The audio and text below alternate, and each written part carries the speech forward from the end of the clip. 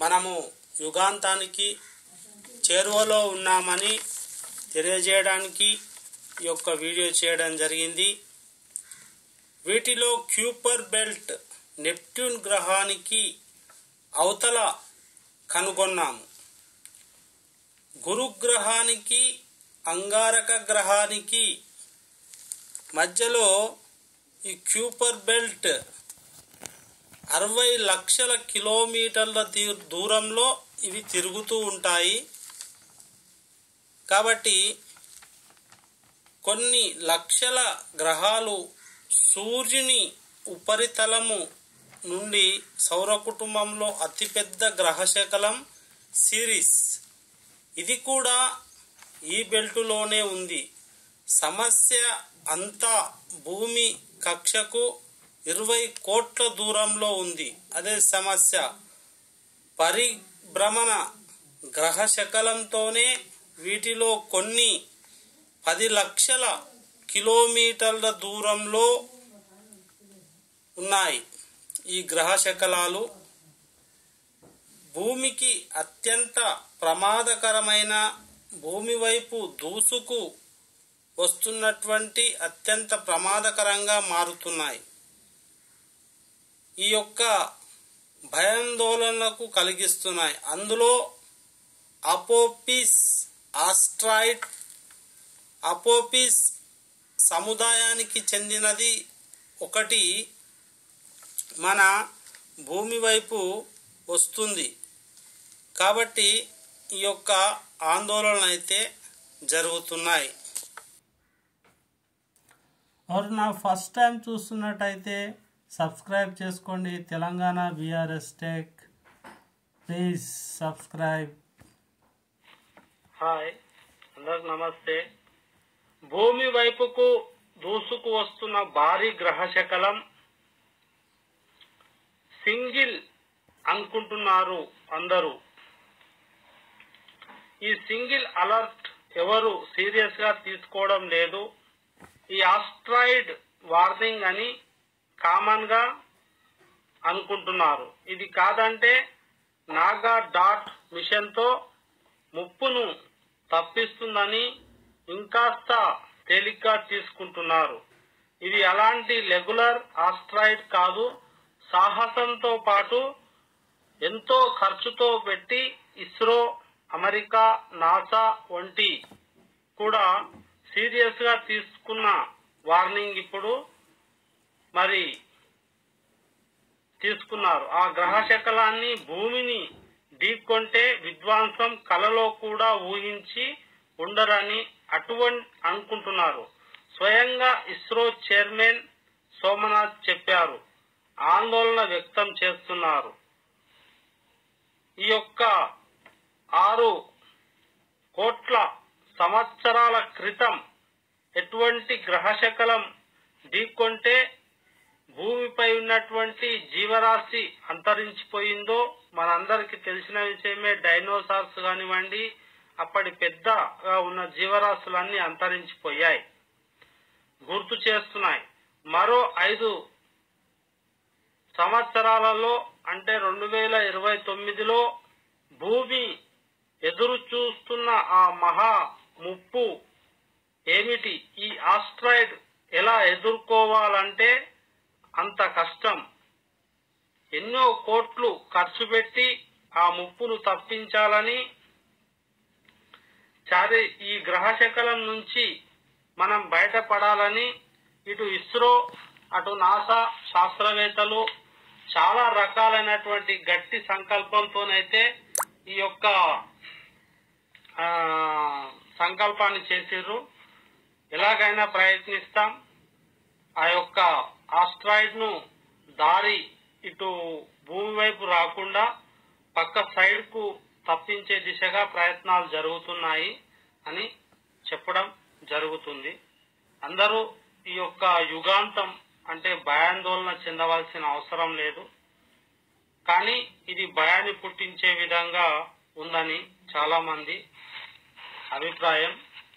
కాబట్టి ఏదేమైనప్పటికీ కూడా దీన్ని గట్టిగా ఎదుర్కొని డార్క్ అనే ఒక వ్యోమనౌకను పంపిస్తున్నారు. అందులో ధనవంతమైన దేశాలు అమెరికా, రష్యా మరియు భారత్ కూడా చాలా కృషి చేస్తున్నాయి. జై హింద్. మనం ఎదుర్కొని దాన్ని తప్పిద్దాం. అలాగే మీరు మరి ఈ భారీ గ్రహశకలం సమస్త జీవాన్ని తుడిచిపెట్టుకోనుందా? అయితే యుగాంతం జరగబోతుందా? యుగాంతం ఎప్పటి నుంచి ఆపలేం. ఈనాటి వరకు చాలా డేట్ విన్నాం. ఖగోళ శాస్త్రవేత్తలు 2068లో యుగాంతం చాలా ఎక్కువగా ఉన్నాయని చెబుతున్నారు. ఇందుకు కారణం అపోఫీజ్ అని పిలుస్తున్నారు. దీని 2024లో గుర్తించారు. 2029లో భూమికి దగ్గరగా వస్తుందని, అప్పుడు ఇది భూమిని ఢీకొట్టి ఛాన్స్ ఉందని చెప్తున్నారు.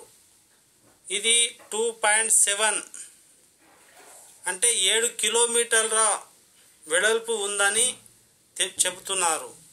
అప్పట్లో లెక్కలు కట్టేస్తున్నారు. ఖచ్చితమైన అంచనాలు వేసి 2029లో ఆ యొక్క తప్పించుకున్న ఇది గ్రహశకలం 2069లో భూమిని ఢీకొట్టే అవకాశము ఉందని అంటున్నారు.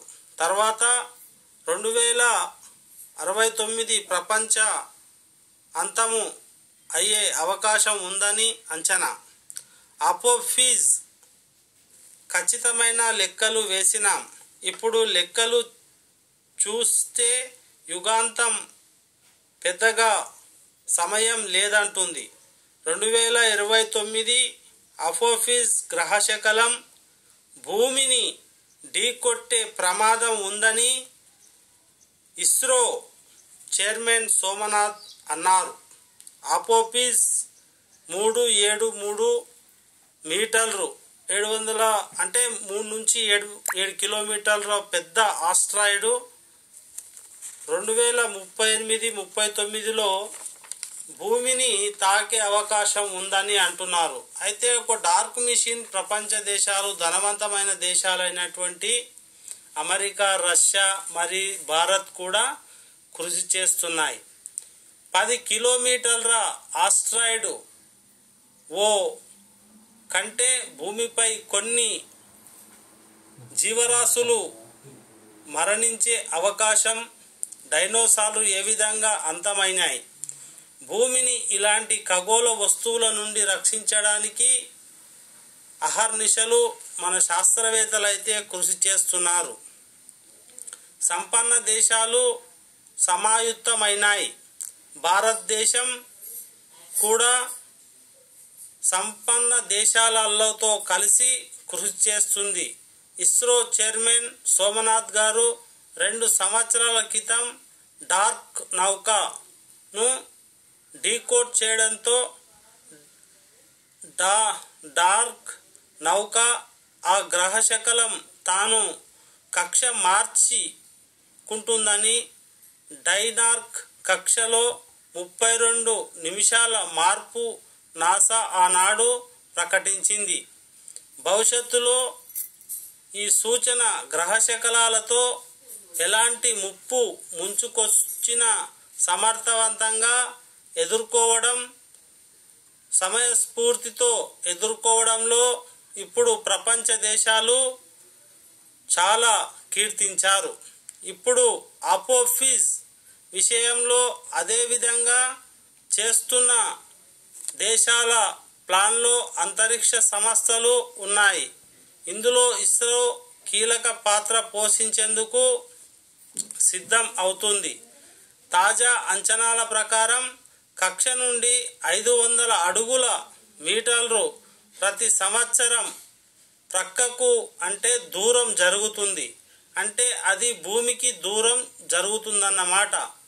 ఇది నిజం ప్రకారం 1000 అడుగుల అంటే 3 కిలోమీటర్ల గ్రహశకలం భూమి ఉపరితలం ఏప్రిల్ 13, 2029 కిలోమీటర్ల 30,000 కిలోమీటర్ల దూరం నుంచి వెళుతుంది. అయితే ఈ గ్రహశకలం భూమికి కొంత దగ్గరగా వెళ్ళడం జరగలేదు. ఇది ఆందోళన కలిగించే అంశం. 2000 యుగాంతం వచ్చేలా ఉందని భావిస్తున్నారు. కాబట్టి దీని పేరు అపోఫీజ్ అని పెట్టినారు. అపోఫీజ్ అంటే ఈజిప్ట్ పురాణాల ప్రకారం ఒక దయ్యం లాంటి పాము అని అర్థం. ఇది చెడుకు సంకేతం. సూర్యుని శత్రువు అయిన రాహువు అని అర్థం. అపోఫీజ్ మన భూమికి శత్రువు అన్నమాట. ప్రస్తుతం ఈ గ్రహశకలం సెకనుకు 7.8 కిలోమీటర్ల వేగంతో ముందుకు పోతూ ఉంది. ఇది భూమిని తగలగానే మరి యుగాంతం జరుగుతుంది. కుటుంబాలు నాశనం అయిపోతాయి. భూమిపై జీవరాశి తుడుచుకు పెట్టుకుపోతాయి. దుమ్ము ధూళి ఎక్కువైపోయి కొన్ని సంవత్సరాల వరకు అలాగే ఉంటుంది. మళ్ళీ ఆ మంచు యుగం, వర్షాలు పడవు. దీనివల్ల అనేకమైన సంక్షోభాలు ఏర్పడతాయి. వాయు కాలుష్యం పెరుగుతుంది. తీవ్రమైనటువంటి ఆహార కొరత ఏర్పడుతుంది. ఇలా వరుస పెట్టి అన్ని విపరీతాలు ఉంటాయి. లేదా భూమిని చాలా డీకోడ్ చేసి యుగాంతం నుంచి తప్పించాలని ప్రపంచ దేశాలైతే శాస్త్రవేత్తలు సమావేశాలు వెతుకుతున్నారు. అందులో డార్క్ వేమో నౌక ఒక మనకు చక్కని దాన్ని తప్పించడానికి కనిపెట్టడం జరిగింది. ఆ నౌక ద్వారా దాన్ని దూరం చేయవచ్చని కూడా ఎవరు భయపడవద్దని కూడా చెప్తున్నారు. ఆ కక్ష మార్చి మరి సమాధానం ఉంటుంది. ఇప్పుడు తప్పిన 2069లో కూడా ప్రమాదం తప్పించగలమని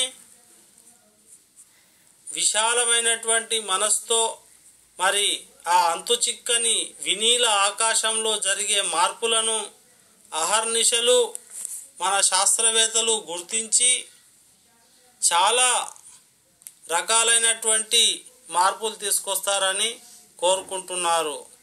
జై హింద్. ఎవరైనా ఫస్ట్ టైం చూస్తున్నట్టే సబ్స్క్రైబ్ చేసుకోండి, లైక్ చేయండి. Thank you so much.